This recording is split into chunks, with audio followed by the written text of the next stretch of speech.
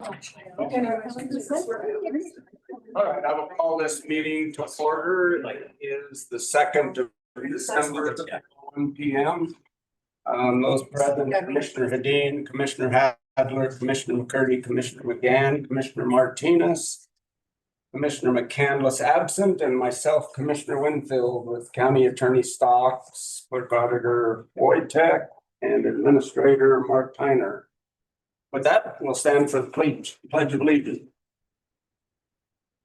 I pledge allegiance to the flag of the United States of America and to the republic for which it stands, one nation, under God, indivisible, with liberty and justice for all.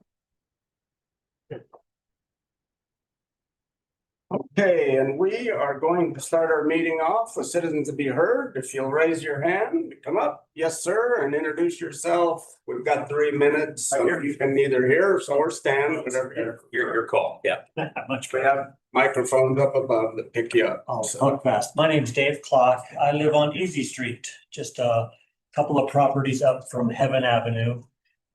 That's where one of the new bridges is going to go in, and that is currently the road is currently closed.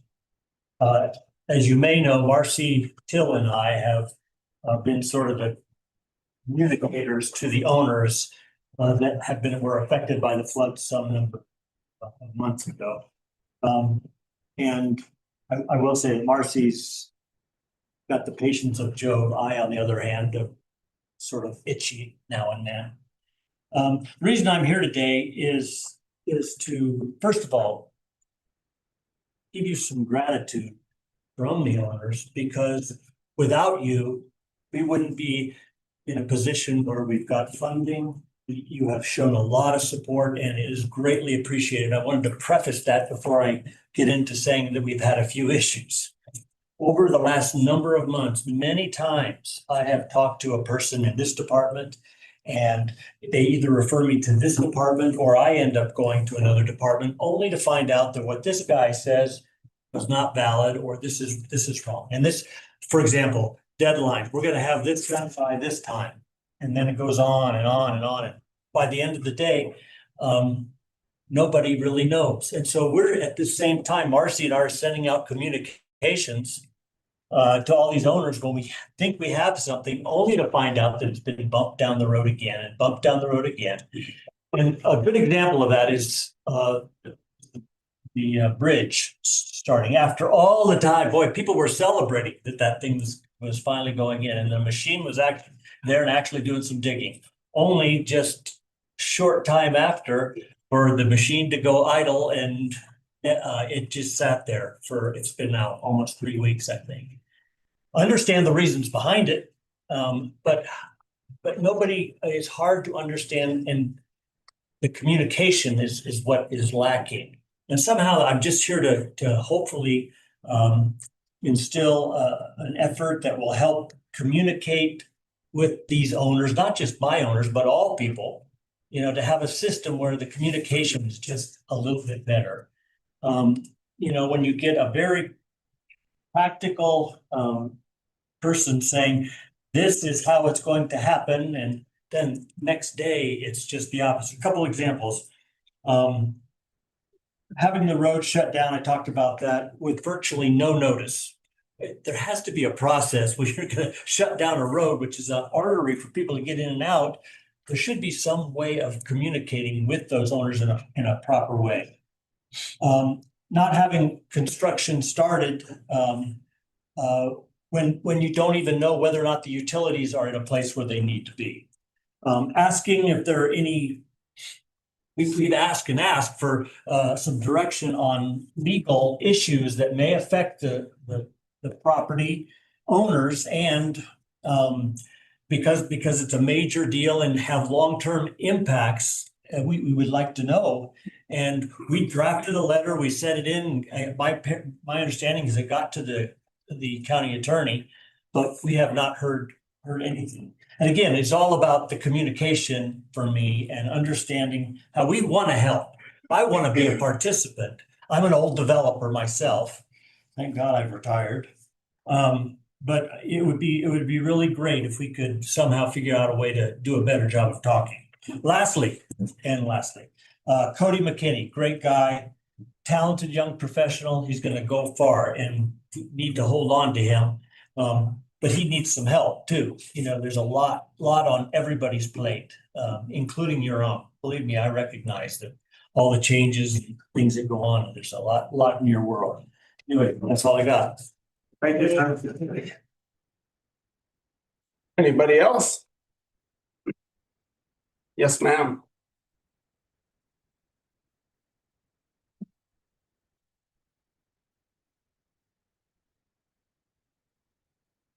My name is Allison Mathis, and I'm a homeowner here in Grand County. This is a follow-up to the discussion around the so-called access and capacity enhancement alternative presented by Mr. Martinez last week.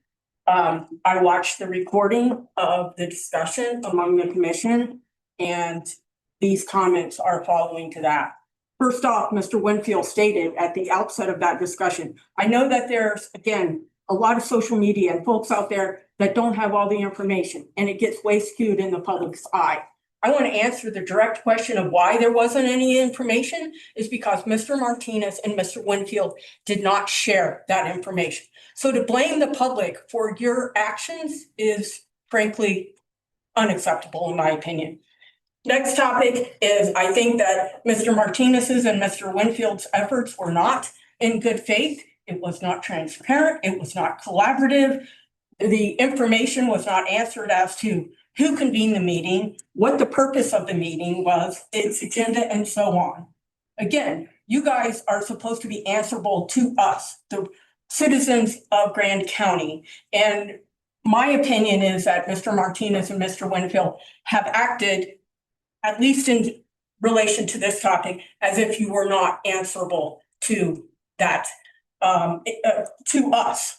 Next topic, Mr. Martinez said that about the plan, and by the way, it's not a general plan. No one in the National Park Service would ever use that term because there is no such thing. It's called a GMP, or General Management Plan, and it gets shortened to GMP. So knowing that you don't even know what it is shows that there's no expertise. And also planning begins with scoping, not with accounting, telling the park what they want to do. And I'm using that phrase because that's a phrase Mr. Martinez used. We are not at the point where we are telling the park what we are doing. The National Park Service is the agency with management authority over the national parks. I do not understand what business it is of any commissioner of Grand County it is to tell the National Park Service that belongs to all the people what should happen in Arches National Park. Also, I believe, and I don't have the date in front of me, was November 22nd. Another Grand County resident and myself sent a letter with a bunch of questions that we wanted answers. We requested a response by November 28th, and there was no response to that. The questions were who specifically made the request and who specifically in the organization entity that they work for made the request for the alternatives, and to whom was that request addressed. We want a copy of that request. We want to know when the request was made and whether the entire Grand County Commission was informed of this request when it was received. The specific state and federal or federal entities that convened the December 1st meeting. We want a copy of the letter and or other written correspondence, including emails and or text with the invitation to Grand County and any documentation that lists the purpose of this meeting, the agenda, and where it was going to be held. A list of all state entities and individuals who have been invited down to the lowest organizational unit of the state government involved, including the list of the state employees and who's been invited either as conveners or attending staff. We also want a list of others who were specifically invited to attend the meeting, specific Grand County commissioners, government representatives of other counties, representatives of the National Park Service and or Department of Interior, and private citizens and NGOs, if any. I have a lot more to say. I could probably talk for 15 minutes. I am out of time. I am deeply concerned about this matter. I believe Mr. Martinez telling the National Park Service how the Arches National Park should be managed is entirely appropriate, especially when he's doing it on behalf of Grand County when there was no public process to create that alternative. And finally, very quickly, I believe that Commissioner Hedin asked very appropriate questions last time, and the way Mr. Martinez in particular responded to those, I think was out of line for any work situation, but definitely a county commission where the two commissioners are equals. Anyway, thank you for your time. Thank you. Next, yes, ma'am. Yes. You, yes.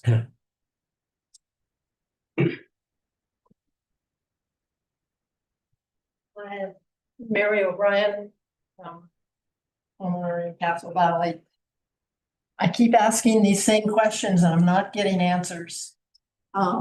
June, four, Commissioners Winfield, Martinez, McCandless, and McCurdy voted to send a letter to the Arches National Park about with the access and capacity plan. And you said, quote, Grand County considers its timed entries impact on visitation, the local economy, and the community to be unacceptable. I have asked, before you voted on it, I have asked by email, I have asked in another public citizens to be heard. On what basis did, quote, Grand County timed entries impact on visitation be determined by you four to be unacceptable? On what basis or evidence did Grand County determine timed entries impact on the community to be unacceptable?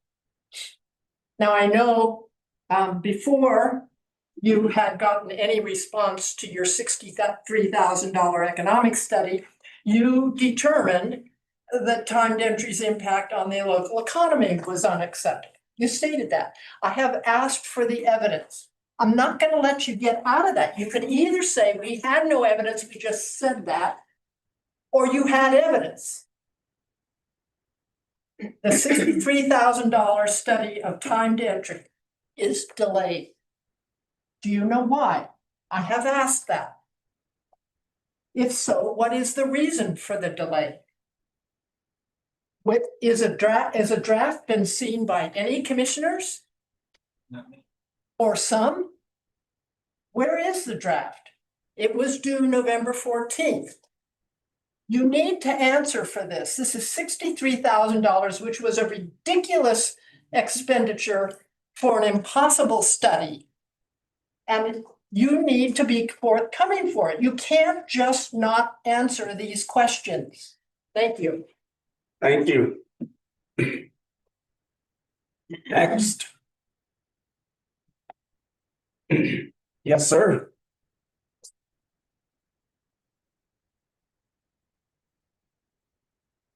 Watching the clock closely. My name is Pete Gross. As I pointed out to you in an email that I sent to you, Arches National Park belongs to all Americans. Not Grand County, not Utah, all Americans. 99% of Americans do not live in Utah. 97.7% of Utahns don't live in Grand County. And within 100 miles of Grand County, there's, I think about 40,000 more people living there. So why do some of the commissioners think that they should dictate how to manage and even potentially add development, enhance, which I find a dubious way to phrase it, how Arches National Park is managed and developed. When I read I already sent it to your email, but I think it's worth repeating. Some of the comments about your access and capacity enhancement was data driven. And as the previous speaker just spoke, where is the data? Now, there was this Matt Hancock study, which I was chastised for commenting on social media that it was dubious. And I had seen it, although supposedly I had not seen it. I had seen it and I couldn't find it again. I stand by that. In fact, I would say that's even more the case. And even at the time, I commented, the previous speaker had also given you what I said was about $60,000 of free advice. Don't waste $60,000 on another study. Lena Pace from the superintendent of Arches Park presented you with their own study. And you thought, oh, well, let's do another one. We've got this other one by some guy who it's not even rigorous. It has a false logical premise that, you know, we're going to do another study, waste $60,000 of taxpayer money on that. Anyway, to say the least, I'm equally, if not, well, I'm as frustrated as the previous speaker, and I missed a couple of the others that couldn't get here in time. I thank you for your time. Oh, but the other thing I want to remind you is a bunch of you, several of you campaigned on transparency and fiscal responsibility. With transparency, when some of the commissioners show up and they don't even know the details of what this item is on the agenda. And as far as fiscal responsibility, why is it that a couple of commissioners are asking for significantly more travel money? Is that to go up to the state legislature and misrepresent us? That's what it seems like. Thank you for your time.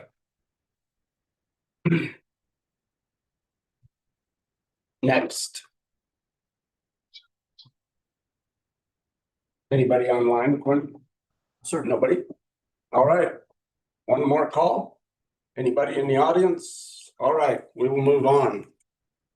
That will be the end of citizens to be heard, and we will move into our budget workshop.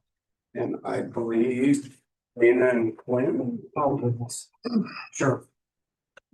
Helping with that?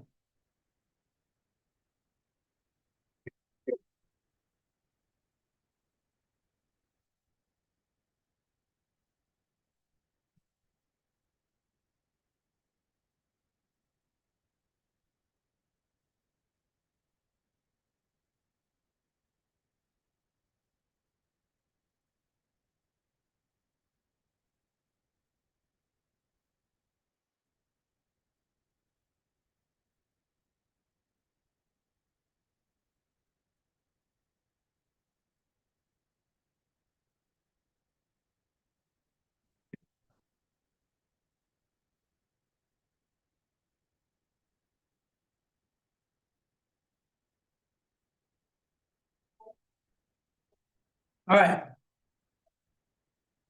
Obviously, we've got a budget gap. You guys are well aware of the budget gap that exists. Need to close that gap and get it down to as small as we possibly can. Easiest way to do that is to simultaneously increase revenues and decrease expenses. We all agree on that? Yep. Okay.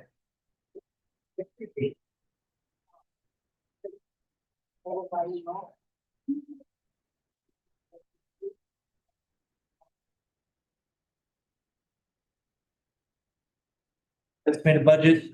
Right now, we've got a reserve draw. It depends on which document you look at, but it's right around 1.5. And these numbers, obviously, they fluctuate as we're in the tentative budget schedule, and we will zero them in and get them incredibly accurate before the budget actually is passed. But right now, there's some fluctuation. We're at about 1.5 million off. There are some commission decision points included in here. The affordable housing for $200,000, the trail ambassador thing, we're committed to that. That needs to be included in this budget. Do you have any comments on the amount of reserve draw as is on the slide here? No, not, I mean, that's what we're gonna talk about. So that's what we're talking about, is how to get rid of that 1.4 million. One way to increase the revenue is to consider a fixed guideway tax. I sent out an email earlier about this. It should bring in, if you remember the Marcus Keller presentation from, when was that? September? August, that long ago? It's about $2 million in revenue. It's a 0.3% sales tax. Some of it can be used for O&M, operations maintenance of the sheriff's department. I reached out to Marcus Keller. He suggests not using very much of it for that, but a small portion of that could be used for O&M by the deputies. Did he give a percentage? He said, do not exceed 50. I don't think we should exceed 20. I think 20 is appropriate. We could go higher than that. Marcus' recommendation was to not exceed 50%. And part of the reason would be that the ultimate hope for implementing something like this would be to come up with enough savings to bond for a public safety building, a public safety facility. So I would encourage the commission to consider as low a usage for operations and maintenance as is. We don't want to. Committing all of that to operations and maintenance would make it impossible to bond for a new facility eventually, so. Correct. That's provided it were to pass and be. Provided it were to pass, yes, absolutely. So that represents, if we were to pass that, if it were to reach 20% towards operations and maintenance, that would decrease general fund expenses by 400,000. By how much? 400,000. The administrative fees, we've talked about this quite a bit. Prepared this slide here. I've been through Gabe and Chantel's math. I think that the math that puts us at about $9 per employee per hour is fairly accurate and a pretty good representation of what those administrative costs actually are per hour per employee. I think that perhaps hitting departments with that large an increase all at once is dramatic. If we were to implement this at a lower rate, so right now, if you can see on the slide, the roads right now is paying roughly, and this depends on the way that you calculate total number of employees, whether you include full-time or part-time, whether you include hours, any rate. These numbers could go either way by 10 or 20 cents, but roughly right now, based on the 2025 budget, roads is paying about $1.79 per hour per employee. Office of Tourism, 198, Trails, $1.38, Sand Flats, 281. So one of the problems that we face is these are not equitable between the departments. They need to come out to be, it would be nice if they were even, or every department was paying an equivalent share based on their number of employees. Anyway, if we all agree that $9 is too high to hit every department with, we could consider phasing this in over time, or just simply agreeing that there's a significant offset from the general fund to the operation of the county, which I don't think is inappropriate. On the left side, there's some recommendations there. If we go to $4 an hour per employee per hour, so that means that every employee that works 1 hour, $4 of that would be reimbursed to the general fund for departments not funded by property taxes or the general fund. That would result in about a $312,000 decrease to the general fund. And that's actually somewhat inaccurate because right now we have a $155,000 draw budgeted for administrative services. So anyway. So it's a net $150,000. It's a net $157,000. Is it possible to blow that up at all? Make it darker.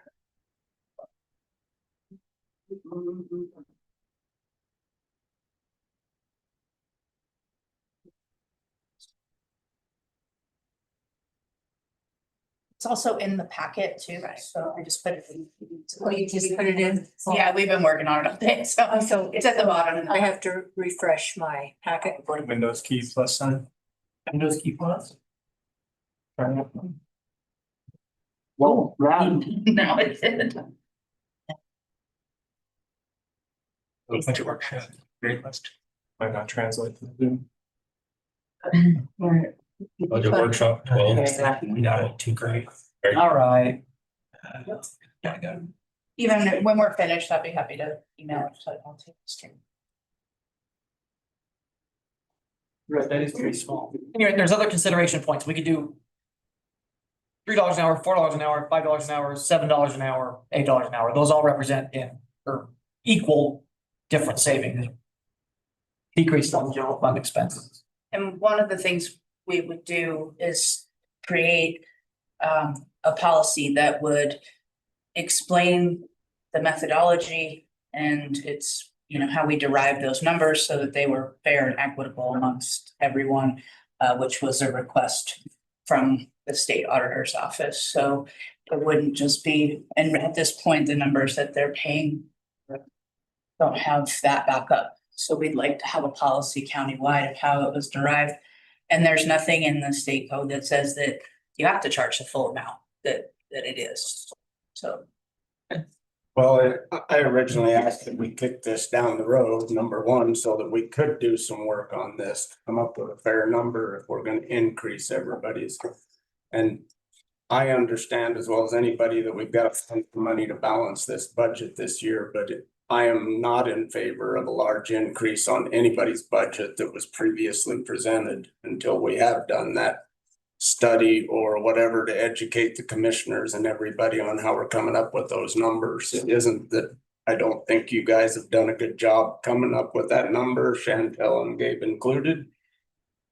It just was a pretty big sticker shock for a lot of departments and a way to help balance the budget. So it's a double-edged sword. I get it, but we've got to put a cap on it this year somewhere. Yes, I'll start with Commissioner Adler and go I to. was just wondering is how do we know how we even came to the current administration fees and why there's such a discrepancy between the various departments? I think that knowledge has been lost with staff turnover. And that's probably as well. But that's kind of been par for the course for the last few years. Is that right? Okay. Commissioner Hedin. I mean, I said this last time, I don't think we should kick this down the road. I mean, I think you guys already mentioned it. I think an incremental increase, I think if we do a little increase this year, I think it's the way to go. And then we have to keep increasing it. Again, we're 1.5, $1.5 million we're gonna pull from reserves. This year it's 2.2, I believe, million. We can't keep going in this direction. Luckily, we had a huge savings. I'll state this again because of, again, I'll keep stating it because of people like Chris Baird, putting it away and keeping it socked away. And it doesn't really matter where the money came from. I've heard that before, like, oh, it was a bunch of COVID money. Doesn't matter. We didn't spend it. And if we keep overspending our budget, we are within years of being in deep trouble. So we have to start remedying this stuff now. We can't keep kicking the can. Okay.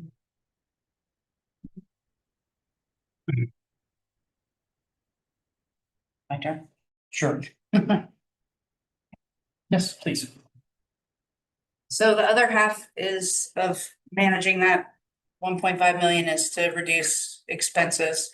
Tried to go with the least impactful to our employees.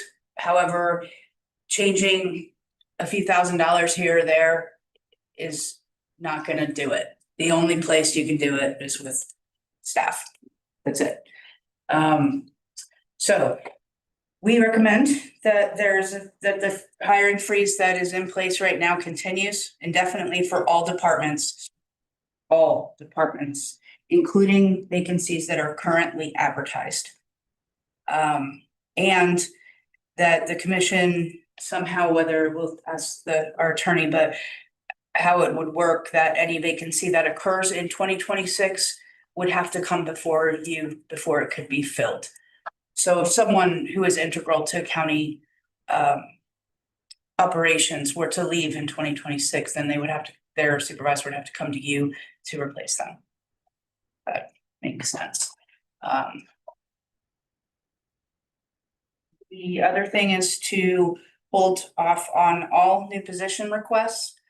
By the way, the filling of the vacancies results, I worked with human resources on getting these numbers, so I didn't make them up. They're real numbers based on real salaries of, ranges of the people that vacancies are for.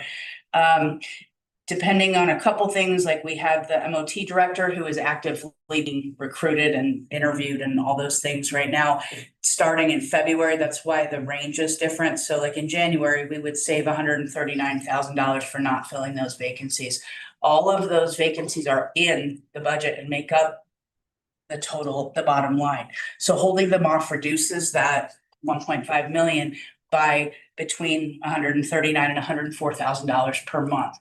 It is also our recommendation that the commission review this quarterly so that if our revenues are better or something changes to that, because a lot of things we didn't change in here. For example, if you have 2 people missing out of your department, their cell phone allowance didn't get changed, silly stuff like that. But it all kind of adds up. And I think over a few months, you might start to see that and it might change. Okay, we can let some of these positions get filled now or whatever you choose. Also, same with the COLA and the new position requests and the reclassifications that were requested. None of them are in this budget. So anything that you did with any of those would only be adding to the deficit. If that makes sense. Yeah, that was the clarification I wanted, that it's not in the budget, that not in the one Right, point you're five. not in there. There's other things too, and we'll get to that. Please, Martina. Pleasant either. Do you have any? I have about, no, not really, no. Just wanted to- Commissioner Here. Martinez has got some questions if we're done. Yeah, thank you guys for your work and getting into this. The question I had is in that previous slide, it was the 104 to 139 per month right there. Is that to the general fund right there, or is that overall? General fund, That's to the general fund rates. that is everybody. Yep, I just wanted to make sure because you had mentioned the MOT director in that conversation. Right, was removed from that, but still, regardless, any of the people that are hired, whether they get paid, they still impact the county also. I mean, I'm not arguing with you, but I'm saying like it include the sheriff folks as well, and but their salaries and benefits both. So yes, you are correct. Okay, thanks. Another way we can go about doing this, to get some more money, I worked with Tess and we came up with the idea of taking, the lowest paid person in each eligible department for, asking them, you know, if they wanted to reduce their work hours. There's plenty of people, families want a better work-life balance, wouldn't mind working 35 hours a week, want to go pick up their kids from school, want to go to take a college class after work, whatever. There's plenty of people who would voluntarily do this and would be happy to. She sent out a survey to the department heads to see which departments could actually participate in this reasonably, and it got good responses, and I'm sure she'll present on that at a future time because she's not finished with it. So go with that. But Being HR. Tess, I'm sorry, yes. Thank you. Ms. Barker. That brings in saves an estimated $16,500 a month using the lowest paid employee. That's not always going to be the case. So it's very likely that that would be more than that. And it would also be more than one person in a department as well. So that could easily double so let's go with $16,000 to $30,000 a month that we could knock off that amount. What we were trying to do was a sort of a pilot project, so we wouldn't have to change policy, do it as a test, 3 months. And see how it went, see if people liked it, see if the citizens liked it, see if the commissioners liked it, whether COM admin thought it was effective or we lost service or, you know, a level of service or anything to that effect. And the department heads how they felt about it. Another way to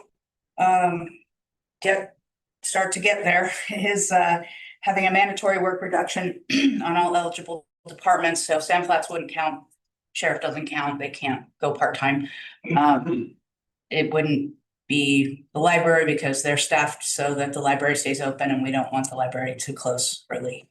But a mandatory work reduction would be, we would keep hours similar to the cities where we would just close at noon on Friday and everybody would go home and not get paid. So salary and benefits on that is $192,000 a quarter if we instituted that for a 3-month period.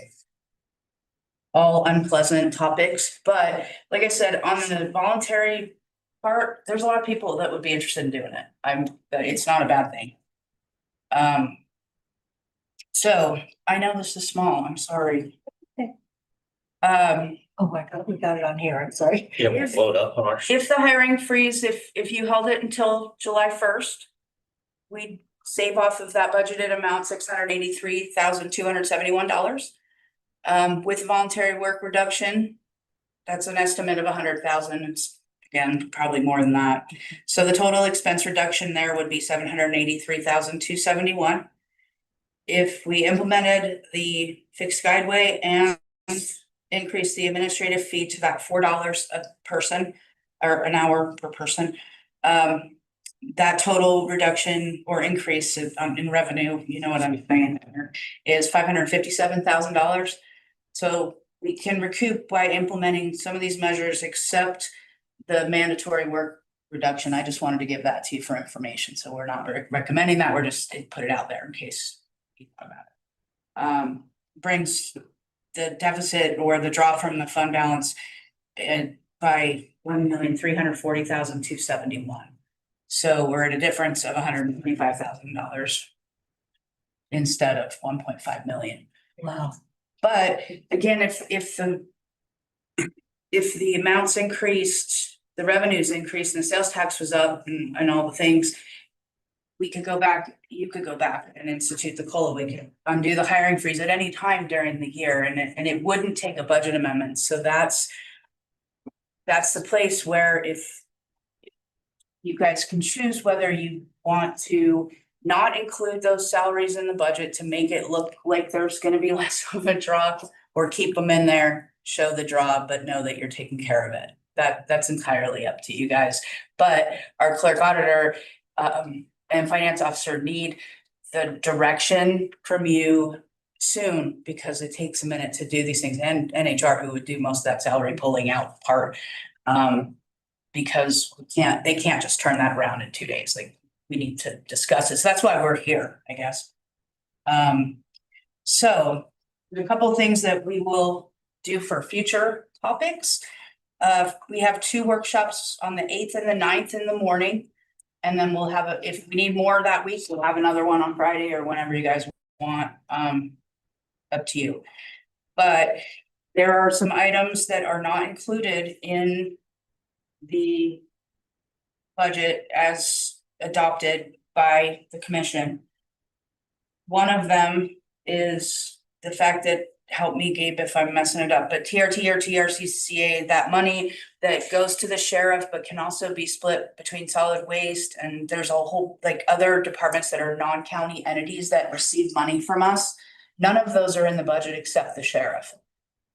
All the money was just plunked into that line for ease of access. And there was a note on the side that said the commission should determine the allocation of these items.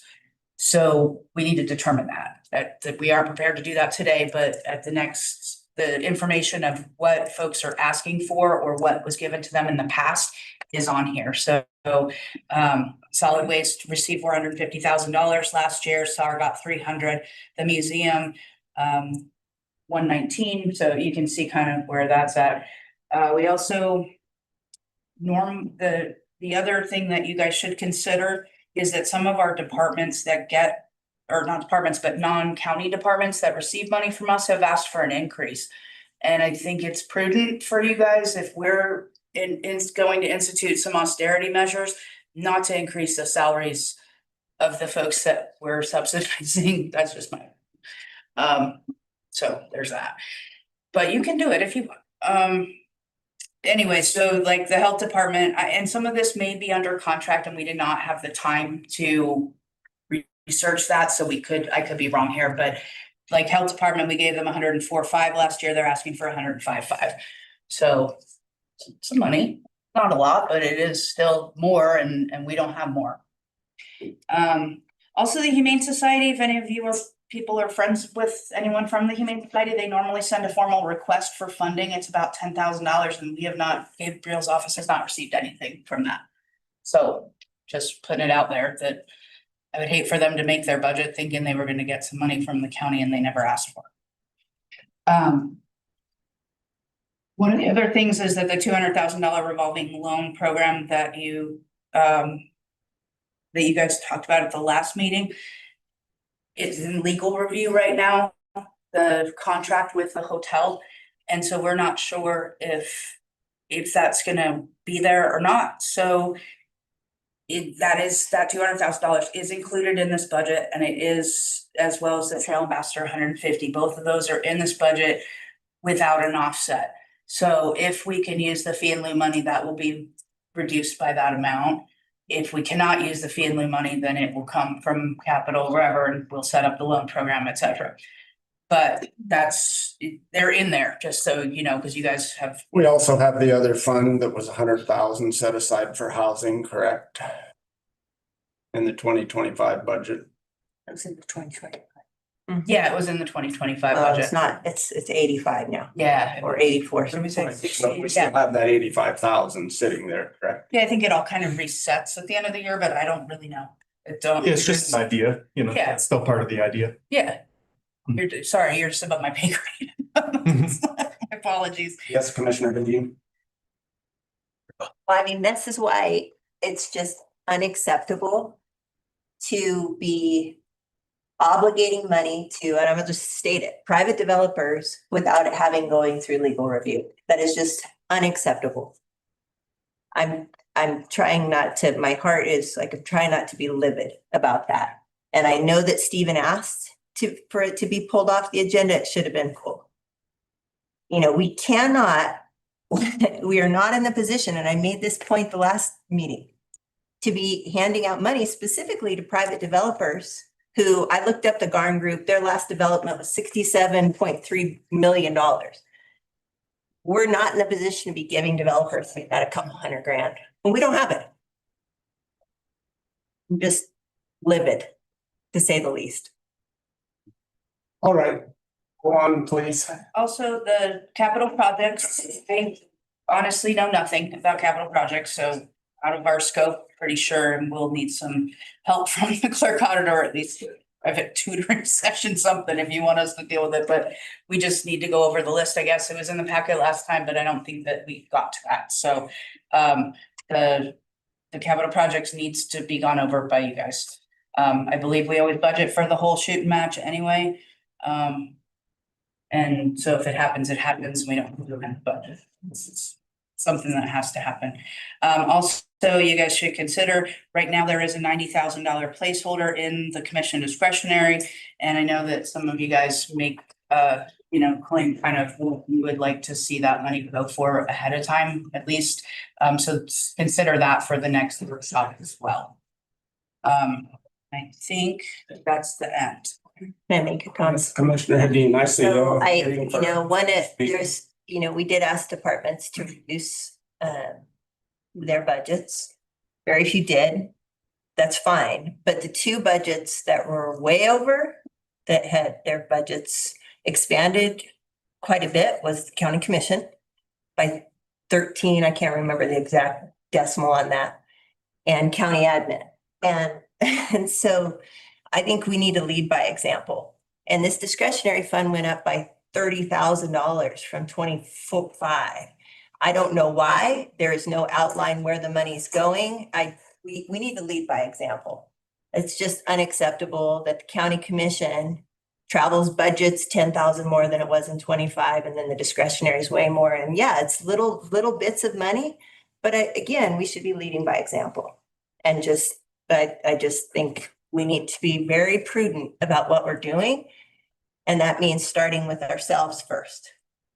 That is a fair point. There were also some other budgets where they were high, and I know. Quinn made some emailing, phone calls today, and we Okay. reduced some of those Okay, budgets. okay, too. thank you. I So appreciate that helped. And I did send some emails myself And, last week. for example, one of the things on admin's budget is we added an employee. I know because of I know that. I know that. Look, I know that. very valuable, Melissa. I know, in our I know. place. So I know. that's why ours is up. I Okay. Discuss them. Okay, If you guys would like to email me or come admin with topics for the next budget meeting, Quinn and I can start to get that worked in and get help as needed. And we'd be happy to do whatever you guys want to do to make this happen as quickly as we can. I'm happy to do a deep dive too on the way that the administrative fees are calculated. I'm happy to do a deep dive on how those administrative fees get calculated. I'm happy to dive into that if you guys want. So you. Commissioner McCurdy. I'm gonna stop in and bother you guys before the workshop on Monday. Just a couple clarifying questions, but thank you for this. You hit a lot of points that I was missing, so thank you. And I think that as far as I know, we're done, guys. I mean, I appreciate you putting that all out there so that we can at least look at it and work off of it, and it'll probably roll into that next budget meeting, and we'll have to make some decisions, so. Appreciate all of the effort and doing the digging that we have, and we'll have to get at least information back so that the HR department can start putting some hard numbers to what we're gonna do. Thanks, you guys. Anything further regarding the budget workshop? Building a list for Monday. Thank you. So we're. I'll find out as it goes. So That was the budget workshop, what we just did, or we? is It was. But as far as I'm aware, that's it, unless Gabe would Okay. like to add anything. Okay. All right. With that, we can move into our consent agenda and move forward. Let's see, let's start with commission disclosures and future considerations. If we have any, yes, Commissioner McCurdy and then Commissioner Hedin. When I work for the sheriff's department, it will be discussed, it was already discussed and will be discussed in the future. Future consideration, it was my fault for not getting with Stephen Stocks' office and or comm admin. I would still like to discuss open camping per event at the arena. But it is also due to my timing and the holiday, so we'll get on that. Okay, Um, Commissioner I Hedin. think we need an update from the University of Utah on that economic study. I mean, by the next meeting, it'll be a month overdue. So I would like to actually have an update from the University of Utah in writing. Whether it's the actual study or just, this is where we're at, it's gonna be another 4 months, I don't care. But we paid for, or maybe we haven't paid for it, but I would assume we have some type of contract with them, and I think we need, and the general public needs an update. All right. Anything else? We will move into our consent agenda then. And with that. See where I lost my place here. I know Dana gave me a sheet on this.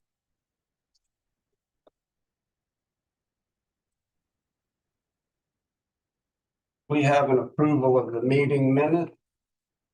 A, B, we have a ratification of payment of the bids. Minutes? I'm in there. Sorry. They're not in there? No, they're not Oh, in there. we'll skip the meeting minutes, my apology. With a total bills of $1,396,004.21, total payroll of $297,827.10. Totaling bills and payroll, $1,693,831.31.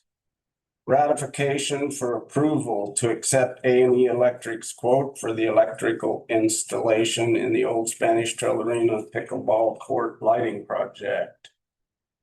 Interim zoning administrator letter, ratification of local consent for the 2026 Bull Wars at Osta. Renewal of the ILA between Grand County Library and San Juan County Library. Meeting minutes schedule. With the next 2026 year meeting schedule for the commission would be January 6th and 20th, February 3 and 17th, March 3 and 17th, March 31 with a tentative, considering we have an extra Tuesday that month, April 7th and 28th, May 5th and 19th, June 2nd and 16th, June 30th tentative, July 7th and 21st, August 4th and 18th, September 1st and 15th, September 29th tentative, October 6th and 20th, November 4 and 17th, December 1 and 15th with a December 29th tentative. We also have the Grand County Search and Rescue jet boat purchase and the appointment of municipal representative to the Economic Opportunity Advisory Board, EOAB. Commissioner McCurdy. Move to approve the consent agenda as read. Motion by Commissioner McCurdy, second by Commissioner Hadler, all in favor. Vote passes 6 with 1 absent, Commissioner McCandless. And we will move on to the RCOG contract extension, with Melissa Jeffers, our Economic Development Coordinator. Hi, everyone. This one is pretty straightforward. The background is in the packet. I'm mostly here for questions. The original agreement between the state of Utah and the county started in 2024. Was supposed to conclude in December 2025. We requested an extension from GOEO and negotiated that with them. And they gave us a new amendment with an extension, which was reviewed by legal. And that's what you have in front of you now. Yes, Commissioner McCurdy. Mr. Stocks, should it be called the title of 2025 RCOG contract extension, or it says 2023? They're extending the original contract's deadline. Okay. I'd like to make the motion to approve the 2023 RCOG contract extension. I'll second that. Motion by Commissioner McCurdy, second Commissioner Hedin. Further discussion? Seeing none, call for a vote. All in favor? Passes 6. Seems easy. Again with Thank one. you. It was so easy. I'll just That's stay right. where I am. Better take that, like. I'll take that win. CDBG. All right, then we will move on to the Community Development Block Grant CDBG project support. The background is in that one as well. The recommendation moving forward is for the fire department. There is a little bit of a question mark still on CDBG. So we'll find out in January if we're able to apply for that again, because we still have the outstanding project with Mackle. Right. Those two are sort of tied together. That's what happens with long-term development projects. It's completely within expectation, although maybe not in what we would love to have happen. But they'll let us know in January if they will let us move forward with an application. But if they do, it was a good idea to have a project ready to go just in case. So there's possibility that this won't happen. There is. So it's my understanding from them that they're going to move forward with the income study so that they're prepared to apply and that they're willing to move forward with all of that application process, understanding that it's possible that we may not be able to apply this year, but we have our fingers crossed. And this CDBG falls under CERTA, is that correct? That's correct. All right. Questions, comments? Yes, Commissioner Martinez.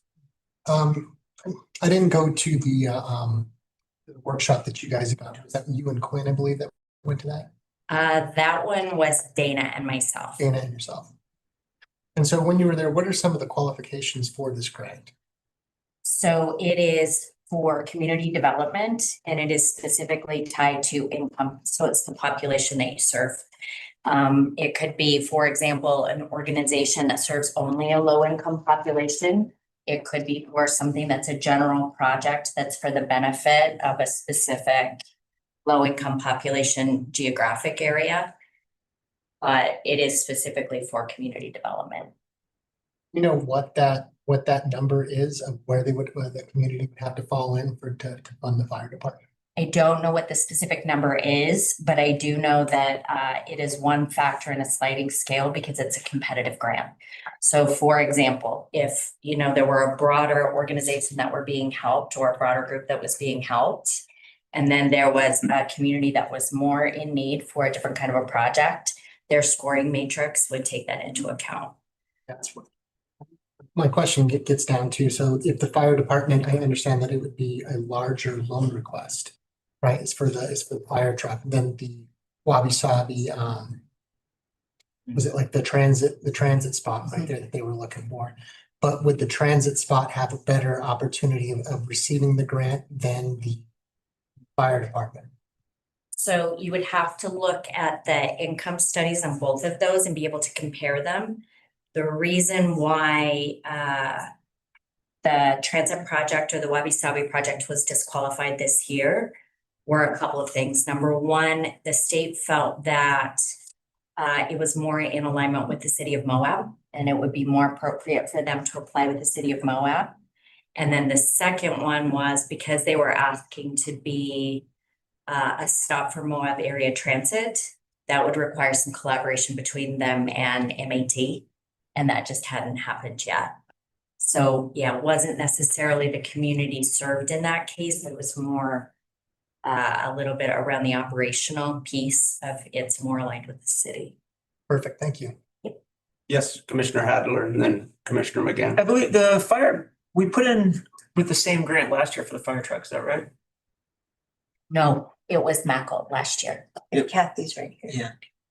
We, this is actually our. Feel free to come up so that everybody can hear you. Introduce yourself. No, I'll tell you again. Actually, our third attempt at this. The first year, we did not do a salary survey where we're not told that we needed to do a salary survey. That's when Mallory was here. She did the whole application, and then us, along with a number of other applications, were declined that year for basically the same reason, was the LMI, the low to moderate income. Last year, we were gonna try again. We didn't get the information for performing the salary survey until 3 days before it was due. So we backed out. This year, we just got the information for doing the salary survey, which is due by January 1st. So we have a few more days. The government shutdown is what caused the delay in getting that. So that's kind of the history of our attempt here. Got it. Yes, Commissioner McGann. I'd like to make a motion to approve supporting the application to the community development block grant for the Moab Valley Fire Department. Second that. Motion by Commissioner McGann, second by Commissioner Hadeen. Further discussion, anyone? Seeing none, I'll call for a vote. All in favor? Passes 6-0 with one absent. Good luck, Kathy. Yeah, thanks for joining us. Thank you first of all. Thank you, guys. Jay. All right, we will move on to the Meadow Drive Townhomes Resolution. Previously approved as an ordinance, being the final plat. This is Mr. Jackson, thank you. Thank you. So the property owner is Henderson Properties LLC, and their property owner rep is Triple Wells. The property address is 3981 South Highway 191 in Moab. Its tax parcel number is 0200270027. 2.1 acres. Its existing zone is residential with overnight accommodations overlay. The land is vacant right now, but it's surrounded by the Marine Village townhomes. The applicant is requesting final plat approval for a 24-unit townhome development on the 2.1 acres of land. The final plat was inadvertently approved as an ordinance rather than a resolution at the last county commission meeting. Also of note is that there is a water detention basin on the north part of this project that's shown in the plat. It's not being platted. And then the engineer has recommended preliminary approval subject to a few notes being put on the final plat. Plat is consistent with the administratively approved preliminary plat and meets all requirements of Grand County Land Use Code, except for it's lacking some required, also it's lacking the energy production and the assured housing requirements, which it already received exceptions for during the zone change. Meets the requirements. Let's see, final plat. Staff recommends approval of the final plat of Meadow Drive Townhomes conditioned on final plat with the proper notations. And please note that there are two motions for this. You have to vacate the previous ordinance and then adopt the resolution. Void the previous ordinance. Well, yeah. All right, comment? Yes, Commissioner McCurdy. I'd like to make the motion of recommended approval for the Meadow Drive Townhomes, final plat by resolution, voiding the previously submitted and approved ordinance as an ordinance in error. So there's, well, there's a suggested motion on the Andrew Drive final plat staff report, page 3, item number 6, 1 and 2 list out the 2 separate motions. If you'd like to make those motions. Oh, goodness. Change now. Find it. It's the second, it's the first PDF after the agenda summary. It's page 3, item 6. Taking an internet minute here.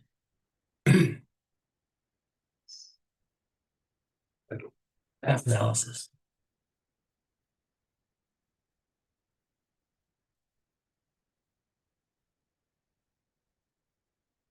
Summary of request property history. I don't have a different. It's the second item in that agenda, the final plat staff report, 11/26/2025.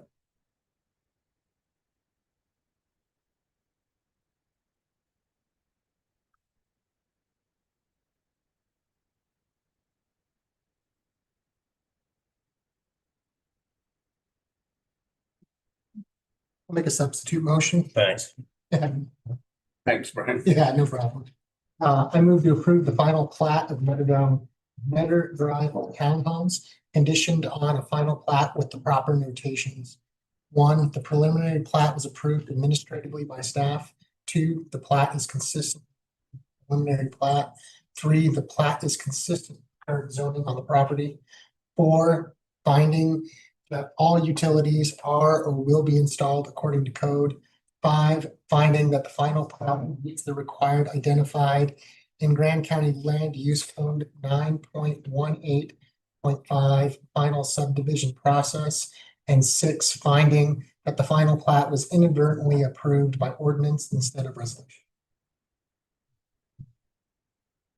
And then there's got the 2 motions. the next to that. Sorry. I move to vacate ordinance number And I don't know if we assigned an ordinance in particular. approving the final plat as it was inadvertently passed as an ordinance instead of a resolution. And then 2, I move to approve resolution number, Which will be assigned. which will be assigned for final plat approval of Meadow Drive townhomes, conditioned on submittal of a final plat with the proper notations, based staff findings that it conforms with existing zoning and meets the requirements of the Grand County Land Use Code. Motion by Thanks for taking that on. Commissioner Right. Martinez, second by Commissioner McCurdy. Further discussion, anyone? Seeing none, I'll call for a vote. All in favor? Those opposed? Motion passes 5 in favor, 1 opposed. Commissioner Hedin, 1 absent. Commissioner McCandless. Thank you, Andrew. Thank you. And where are we here? We are extremely early for 6. Public hearings. What's that? Public hearing. It's Right at 6. We have to wait for that one. We can move into the discussion item. Something that I put on the agenda here. I believe Quinn is going to help pull up the slides for that. Which item are you moving to? Item number 8. The discussion item, yes. The centrally assessed properties from the UAC lobbying effort.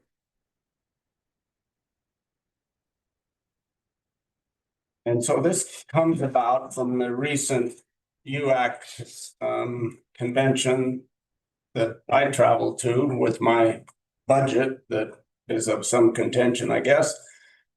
And this centrally assessed program that the UAC is instilling this year, and I think you can go to the next slide, is basically an attempt to try and bring an end or at least adjust some of the litigation that we're in on an almost yearly basis with centrally assessed. And I don't know, is there any way to blow that up, Quinn? I mean, I'll read it off myself. And we put it on rather than having it on. Download it. We have it? Yeah. Never. None of the discussion items. We have it, so that's no problem. There you go. That makes a big difference. So 2016, our residential properties were paying about 40% of our property taxes in the county. And commercial, which is the bottom light blue there, was paying 22% of our property taxes, was centrally assessed at 27%, and then a couple of outliers there, that personal property and vacant land, which make up a little bit as well. And if you scroll into the next one, you'll see that in 2024, the big one is the centrally assessed has dropped more than half. It's gone from 27 to 13% of our county's property tax, with the residents then picking up, going from 40 to 44%, and the commercial jumping to 34% of our overall tax base in this county. And the issue, of course, is as we continue in this litigation with the pipeline, remind me, what is the name? Mid-America Pipeline. I mean, we've just been hit with, I believe, what is it, about 1.7 million that has to be repaid back, both through the school district, the county, the library, and everybody. And so UAC is putting together a group, and we can scroll on down to the next one, of counties. And at the last UAC board meeting, it was a unanimous vote of all 29 counties to join in the efforts of fighting and lobbying at the state level to try and change what's going on with the counties and are centrally assessed. And this next graph shows just some of the changes in values, and the dark green being real property or real estate, which is commercial and residential there. The huge increase that we saw in property values, and were you asking a question? Yeah, I don't know if the public probably knows what the difference between the centrally assessed items are. I can give a little more explanation on that. Thank you. Centrally assessed includes our pipelines that run through the county, includes our railroads, the Intrepid mine down at the end of the Potash Road. Seemed like there was a fourth one that I'm missing in this county, but those are the three big ones. And the biggest issue we have is that the pipeline, Mid-America Pipeline, every year files a lawsuit to have their tax values reduced. And the state tax commission looks at that, and I don't think there's ever been a time that they've lost out on some sort of reduction. And we've been in negotiations for quite some time.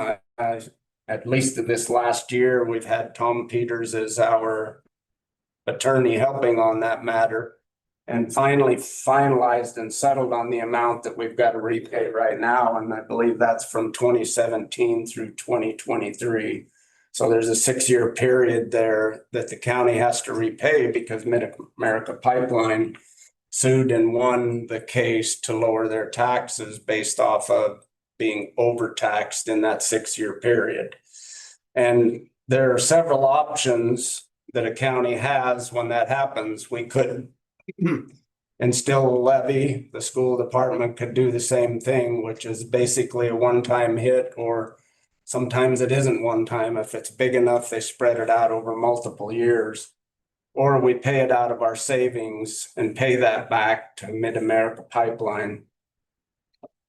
The efforts that UAC is trying to do are to go in and put some pressure on the tax commission, who sets the tax rate for the centrally assessed, who listens to the court hearings for the centrally assessed, and then reduces the centrally assessed. And the state has nothing in the game. They don't have any reason to rule in favor of the county. Now, I don't know that it's an intentional thing, but it feels somewhat so. Yes, sir. And so one of the difficulties that we have is the fact that the county isn't setting the valuation on these pipelines, and they're massive. And this is massive pipeline that runs through several different counties. And one of the Texas all the way state to Wyoming. But for the piece that we care about, this lawsuit is filed in Utah. and they're asking to lower that amount of that valuation. And the pipeline wants the lower valuation, and so they've already paid taxes on it. And so now what happens is the county has to repay the taxes based on a lowering of that valuation. And so it kind of comes as a punch in the gut. And this has been going on back from 2017. And every year they file an appeal. They file an appeal to fight that, to get that valuation to be lowered. And so every year the county has that obligation to defend it. And in this case, we have an attorney that represents not only Grand County, but San Juan and a collection of other counties. But because of geographic location, we have one of the larger shares of the amount of pipeline that comes through. And so what all this translates to the taxpayers is when that total valuation on all those assets drops substantially, the county gets made whole by seeking that amount of money from residential taxes and has to come up with it. And then the other terrifying thing is, again, the county didn't set the valuation, but the state did. And so then they appeal up to the state. And so it's really difficult for the small counties to really have a voice. And that's where all this need comes from. And it's a little bit, it's very dry, it's very kind of boring stuff. But if these businesses are going to continue every year to fight the valuation that they have in the pipelines and all their business assets, and they're going to ask every year for it to be lowered. And so until there's a centralized response to it that the state has, they're going to pay out hundreds of thousands of dollars or whatever it takes to file those appeals year after year. And so this is asking for a change to that system that's really not a fair system, because the county doesn't set the valuation, but then we end up receiving the tax income, and then we don't resolve the issue for 7 or 8 years down the road. So we've already collected those taxes in, and if the court determines that the valuation was too high, well, then we have to make it right by paying them back. So that's the kind of the terrifying nightmare that we're in. It's really unfortunate. It's really difficult. And that's what we're talking about, of having that process be through the past 2017 until 6 years. So that's the whole process. And that's where it relates to us, is that the county has accepted a settlement offer that's going to have us paying out and repaying them that amount of money. And so that's why it's important. It's kind of boring and dry, but there's a little bit background story for everybody. I believe that it hit the school district harder than it did the county. Correct. The money that went back, that has to be paid back by the school district, is greater than the county's portion of it. The library also has a fairly big hit that they have to do. Yes, Commissioner McCurdy. Oh, I just wanted to say that UAC carries a very large stick in having the backing of 29 counties and UAC as a whole. They are a huge voice on the legislature. This is why I attend up north and open legislature every year. I cannot say enough that I want to get behind this with UAC wholeheartedly, because this is exactly what the reasoning why I go up.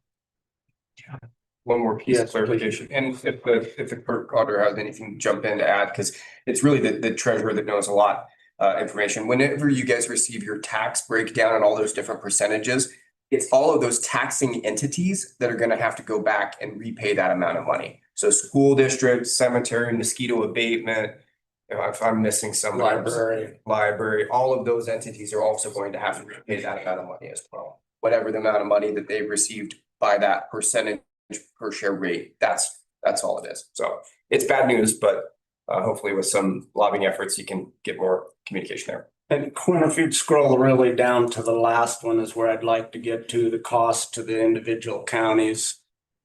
And we'll put this on the next commission meeting to approve this additional expense that we're gonna show. And we're maybe too large. There we go. Grand County shows that our centrally assessed values are approximately $451,222,530 in assessed value, and our percentage of the $250,000 that UAC would like to raise is $6,130 there. And every county is assessed based off of the centrally assessed values that county has. And if you scroll up just a little bit, I'd like to see there where Salt Lake County is. I want to give some clarification, because there's no dollar amount in theirs.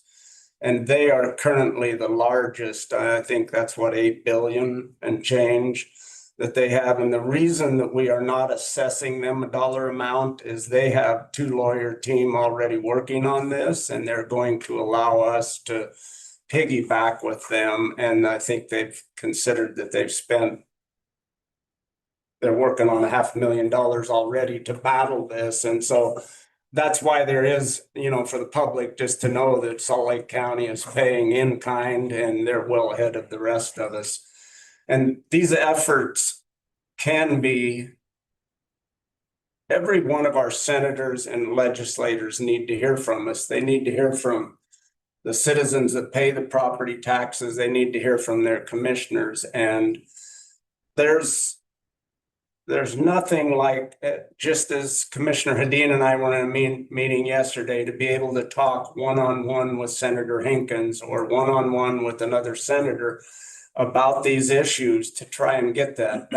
This is one of the reasons that my travel budget is where it is. And I take it seriously that we have to go out and work for this, because this is for the community as a whole.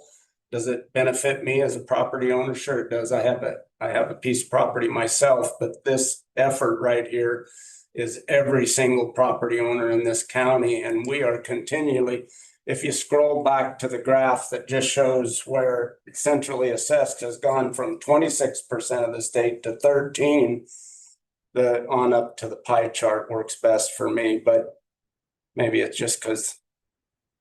But that's a huge portion of our tax that this county receives on an annual basis. And to see them continuing to shrink that down when we know that the tank farm was built out by, on the freeway to Grand Junction, it's out by the state line.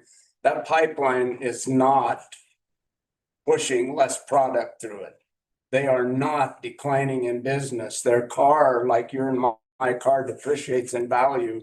They aren't wearing the tires out on that pipeline. They're pushing more and more and more money through that pipeline.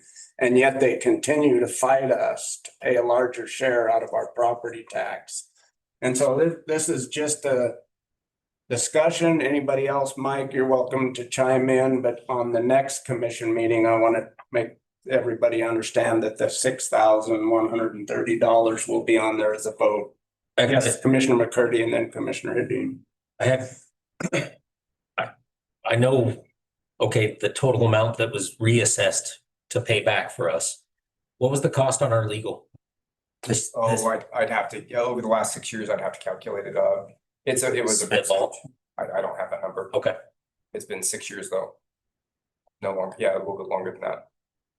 In my knowledge of how much legal costs, Okay. 6,000 is a drop in the bucket to what we've already paid.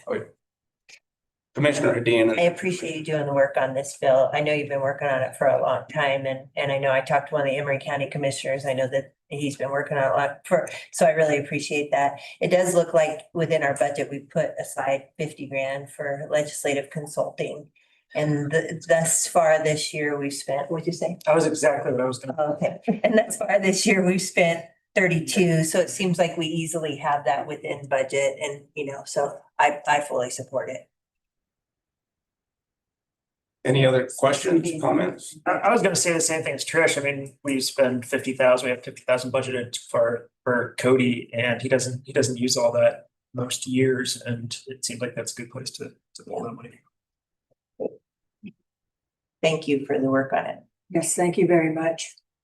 It has the potential, and I believe it's Senator McKay that is pushing, and he ran a bill in the 2025 session that didn't get anywhere, but he's the one that will be leading that charge again. And we continue to have more and more senators and legislators that are aware of this issue. And I know that Cullimore, and there were half a dozen at the last UAC conference, that they hear it when there's 29 counties, and sometimes there's 2 or 3 or 4 commissioners from different counties there. It's a very it's very telling. It's adamant. All counties are struggling with this issue. Every county. Daggett County has 900 people in it, and it's hit them tremendously hard on this Mid-America pipeline. And so they have just a small portion of it, but it's still felt across the residential property tax for sure. May I ask a question? What is the justification for them shrinking their, what they feel they owe in the tax? So it's a fun, there's some legal arguments about it. It's about future carrying potential versus not carrying potential. It's pretty interesting, but that's where we broke down. We gave them a higher valuation on a certain part of it, and then they wanted a lower valuation on that future carrying capacity.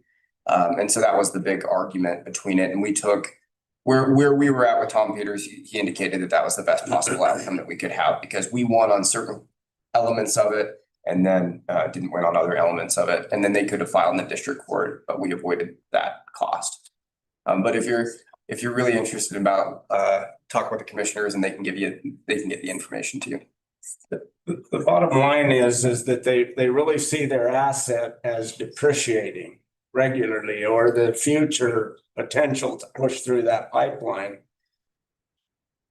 They never see an increase in their taxes. They just don't. They continue to beat up the small counties because we don't have the legal capacity to fight with them as some do. And I believe the big one that Salt Lake County is fighting are the airlines, because we don't have that issue. I mean, we probably do collect a little bit from Contour Airlines, but Salt Lake County sees that as, I mean, they're in the billions, and so they're going after the strong, and we're by being able to piggyback with them, that's going to be a benefit to every county. Anyone else? Yes, Commissioner Martinez. Yeah, what type of legislation would be beneficial to us for this?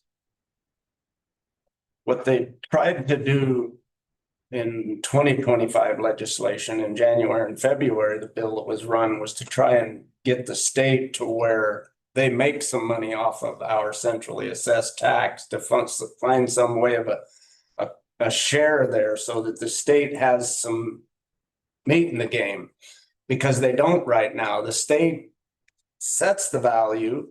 The state listens to their arguments, and then the state lowers their value, but it doesn't hurt the state whatsoever to lower the values. It hurts us as individuals and as a county. So we're trying to find a way that the state has something in the game so that there's an interest for them to fight themselves, because right now the best lawyer wins. Best attorney in. So and they have multiple attorneys, and they automatically file every year. They don't even skip a breath. There's a bill, SB 0038, that had proposed language that stated, if the final and unappealable judgment or order described in subsection 1 results in an objection to the commission's appraisal of property value to which the county is a party under section 59-21007, any expense incurred by the county in connection with the objection shall be apportioned proportionately among the taxing entities located within the county. They're arguing whether the shall should be a may in that bill was one of the things that caught people up, but it's SB 0038 if you want to dive further into it. Yes, Commissioner McCurdy. Part of this being a discussion and future discussions on the topic. Please, I will be attending open session as much as able, but the UAC policy steering committees, I've said it time and time again. Every elected has the option to jump in those policy steering committees and guide UAC's hand in legislation. So please jump in those policy steering committees. And those have started back up again this year. So that's where every commissioner they don't have to take a role as the chair or the vice chair or anything, but you can zoom in on all of those calls and weigh in on every bill that gets ran through that. Rev and taxation is one of them. And right. It's just like Mary said. I cannot I can't, with that, I cannot, the legislature has its own mind and body. But again, UAC carries a very large stick. They have succeeded and killed many a bill, and we'd like legislation to follow Grand County's way. So please. And a better way of putting that, and what Mike's trying to say is that UAC is 29 counties. When all 29 counties are coming in asking the legislature, it's a huge voting block. It's all kinds of things, and go in there and you stress the need for that. Why? One of the other things that the bill is attempting to do this year is to put a deadline that they can't go back and be trying to get money for 2017. What are we? We're 5, 6, 7, 8 years behind, that they're back there whittling away, wanting some of the tax money that they paid us back. So we're trying to narrow that window down and to restrict their ability to hit us for things that happened. Mary was probably the only one around at that time. So there's all kinds of things we're trying, and we've got to get something pushed through for the benefit of the county. Commissioner Martinez. Oh, no, but if you ask me, that's fine. So the 3008 that you were just reading, That was 2024. that was 2024. Yeah. Is that the bill that was talking about passing the legal fees on to the different taxing entities as well? That's the other one that's coming up this year. That actually passed. Oh, did it? Yeah, that passed in 2025. So Good. that's what the bill they're talking about for the publics and commissioners in information is that now our legal fees, and I don't know what our legal fees were. Let's just use 100,000 for an example. We are able to now split that up with the school district, the library board, the mosquito, anybody that is receiving tax money. Because we're paying legal fees, state statute now requires us, it's not an option, but requires us to share that percentage of that legal battle with every entity that's collecting taxes. So I don't know, it helps the county's bottom line, I guess, a little bit in that legal battle. But that did pass in the 2025. Chris Kaufman confirmed that with me this morning. Cool. Yep. Anything else? And thanks for your questions out there. It's extremely complicated. I've been fighting it for 3 years and I just still feel like there's something missing here. I mean, it's extremely complicated, so. Keep thinking they keep looping and looping, so I don't see that their product is. Anyway. All right, we are up to 5:30. We can go through our general reports if we like.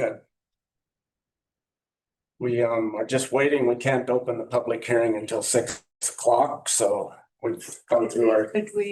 How long will the closed session last? Sneak that in between now and 6? Do you want to try and do that? Yeah, we could. The only problem, or the only, as we eject the public, of course. And isn't that there's chairs and stuff out in the hall? I think they'll be fine. It's sheltered out there. The hallway. Shelter in place. 2-minute break. All right, so I will, You need a motion to go into. we need a motion to go into closed session. Second. Motion by Commissioner McGann, second by Commissioner McCurdy, all in favor? Aye. Motion passes unanimous. Can I sneak in the other one? My camera. Yes. And we will meet back in here for our closed session in 5 minutes. 5 minutes.